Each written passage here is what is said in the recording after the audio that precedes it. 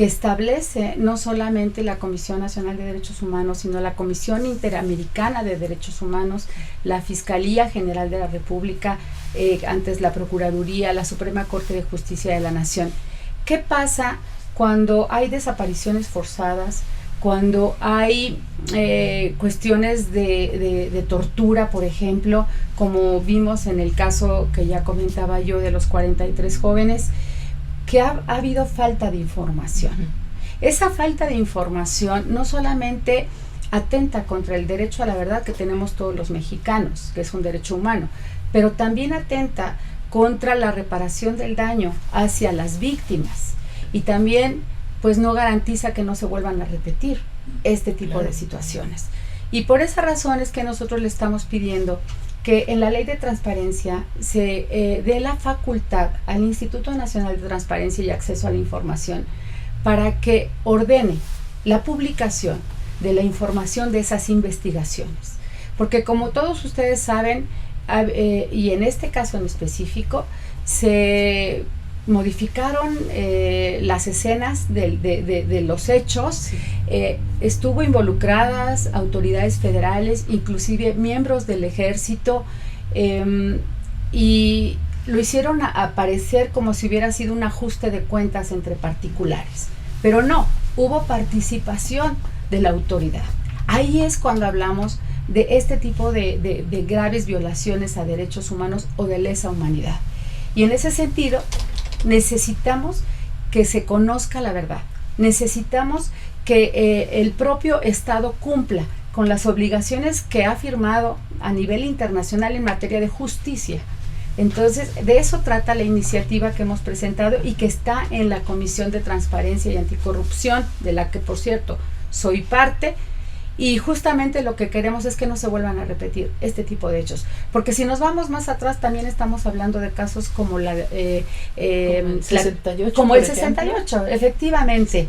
Y en la medida en que los mexicanos no conozcamos de manera oportuna esta información, pues se deriva en todas estas situaciones que ya hemos visto como esta. Entonces está en estudio, está en análisis. Ajá. En la comisión. Esperamos que el gobierno de la República y que pues sobre todo la Comisión de Transparencia la puedan aprobar, porque necesitamos tener la claridad de qué pasa en este tipo de asuntos. Ha habido más. Ha habido eventos como Tlatlaya, como Tanuato, en Michoacán. A eso nos referimos, que no se vuelvan a repetir este tipo de situaciones en las que muchos mexicanos se han visto involucrados y simplemente no hay culpables y hay una impunidad terrible. Entonces, esa es una de las que te puedo platicar, de las que hemos presentado. Otra que tiene que ver con precisar en la Ley de Responsabilidades de los Servidores Públicos los conflictos de intereses a los que pueden los servidores públicos incurrir. Uh-huh. Hemos visto que en muchos gobiernos, pues los servidores públicos se aprovechan de su función para obtener un beneficio personal o familiar o de negocios. Y lo que queremos nosotros es que quede establecido en la ley la diferencia de tipo de intereses que puede haber para que los órganos internos de control, digamos quienes se encargan de supervisar el funcionamiento y de las secretarías, de las instituciones, puedan conocer de primera mano cuando se está incurriendo en un conflicto de intereses. Hemos visto que se ha vuelto muy común esa situación, entonces por eso también esa está en estudio, también en la Comisión de Transparencia y Anticorrupción.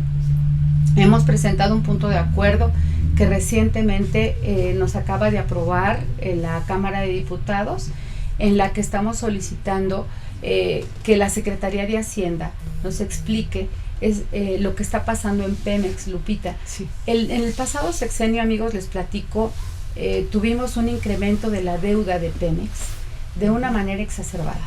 De 800 mil millones de pesos llegamos ahora a 2 billones. 2 billones que hoy se debe Pemex. Está en una crisis financiera terrible.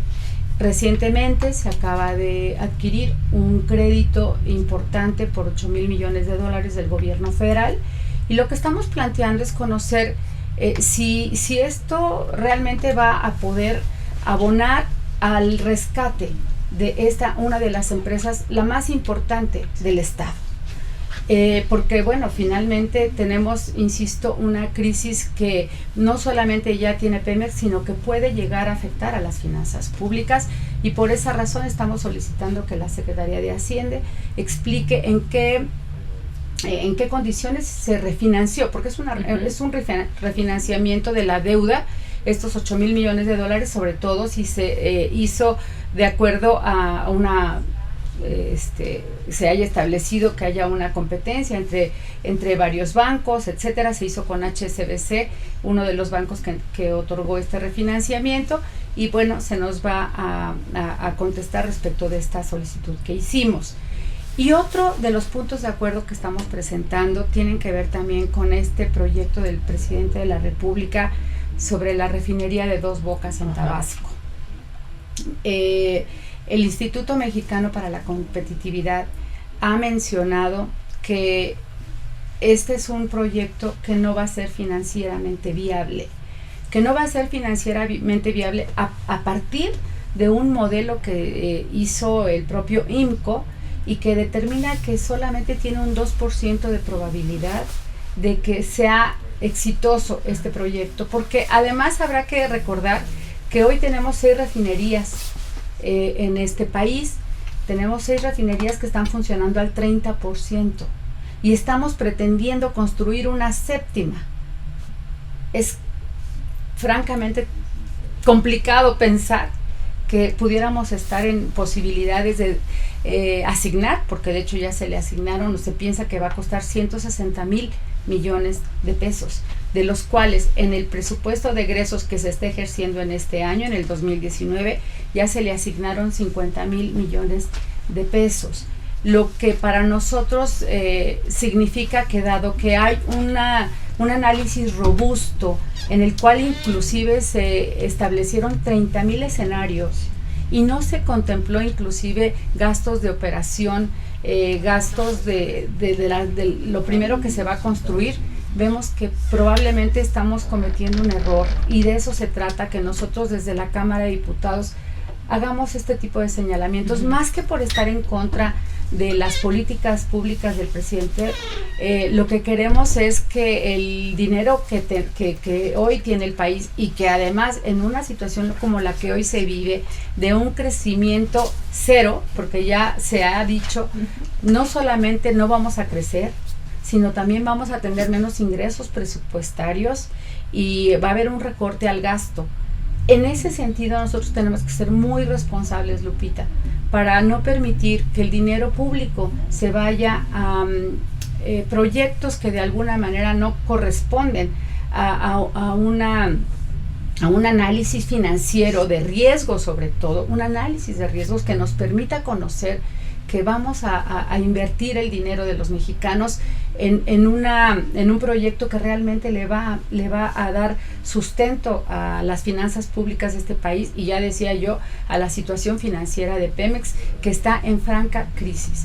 Entonces, ese es uno de los puntos de acuerdo que también están en el análisis ya en la Cámara de Diputados.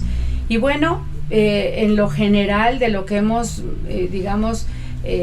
aprobado de manera más, de manera conjunta, pues ha sido el tema que, como ustedes recordarán, el tema de paridad, el paridad total, que las mujeres accedan a los espacios de toma de decisiones en los 3 niveles de gobierno y en los 3 órdenes también, Poder Legislativo, Ejecutivo y Judicial, y que bueno, que las mujeres ahora participen más, no ahora digamos a discrecionalidad, sino ya un 50% y un 50%. Esa es una de las reformas de las que también hablaremos el día de mañana.